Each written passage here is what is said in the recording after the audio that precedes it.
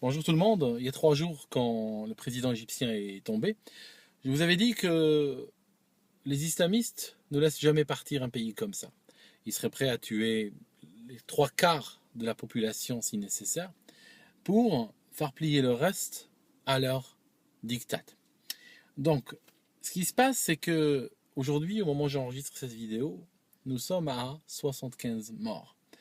Et je ne le souhaite pas, mais l'expérience passée de ce genre de situation montre qu'en général, les islamistes, du moment qu'ils se sentent floués du pouvoir, passent immédiatement aux attaques terroristes contre les civils.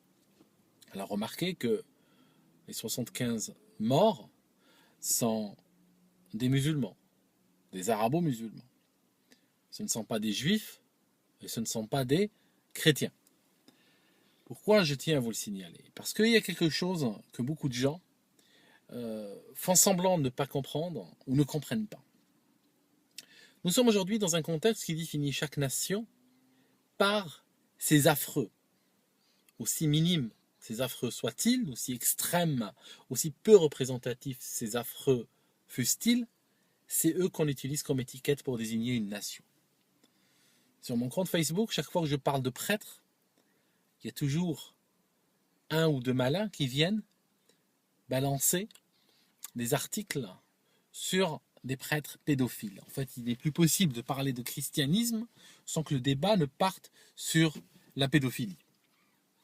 Chaque fois que j'utilise le mot juif, il y a des gens qui, de la même manière, réagissent et vont balancer des choses sur les juifs. Et chaque fois que j'utilise le mot islam ou musulman dans un certain contexte, je finis par des mots comme terrorisme, par des assassins, des machins, etc. Bon. Ce que je cherche à vous dire aujourd'hui, c'est que chaque groupe de gens est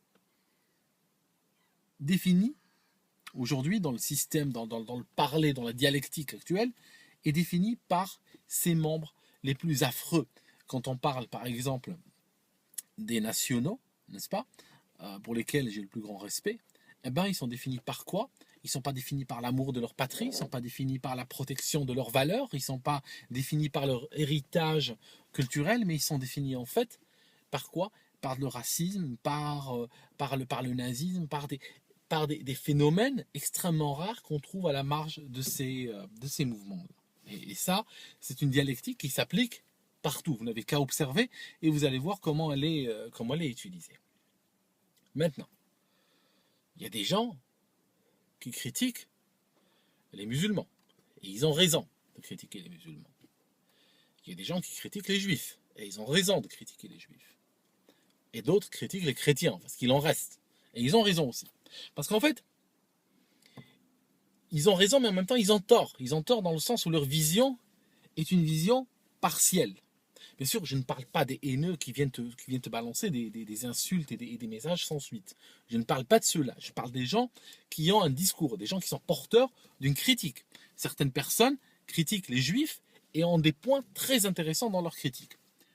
D'autres critiquent les musulmans et ont également des points très sensibles qu'ils soulèvent et qui méritent la discussion.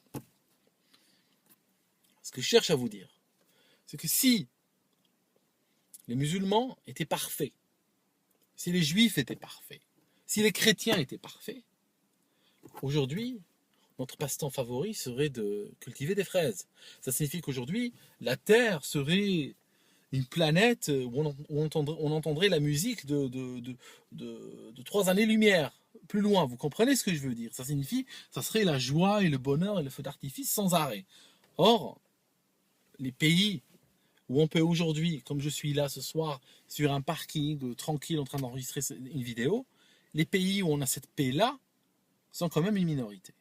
Pourquoi? À cause des affreux de chaque nation. Le truc que je cherche à vous dire, c'est que il n'est pas possible aujourd'hui. Il y a des gens il n'est pas possible de focaliser sur un seul type d'affreux sans tenir compte de toutes les composantes qu'il y a chez les autres nations. C'est ça la clé aujourd'hui, à mon sens, pour comprendre ce qui nous arrive. Parce que ces affreux-là, ces affreux de la nation musulmane, les affreux de la nation juive, les affreux de la nation chrétienne se sont ligués contre nous tous. Et ça ne sert à rien, d'aller, si tu es d'une nation, d'aller te focaliser sur les affreux de la nation d'à côté. Tu peux le faire, c'est tout à fait légitime. Fabius, qui soutient les égorgeurs d'enfants en Syrie, c'est un juif. Cela dit, j'ai la croyance sincère que ce type-là ne représente pas le judaïsme. Il y a des égorgeurs d'enfants, comme j'ai dit, syriens, mais j'ai la faiblesse de croire qu'ils ne représentent pas le musulman lambda.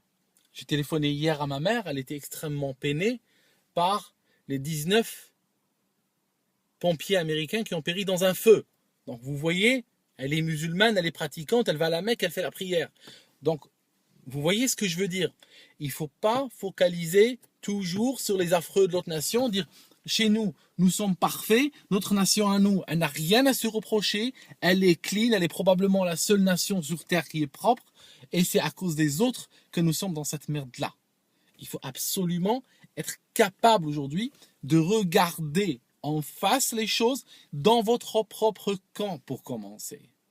Et c'est pour ça que vous voyez le but de ma démarche, c'est justement regarder dans mon camp à moi, qu'est-ce qui va mal.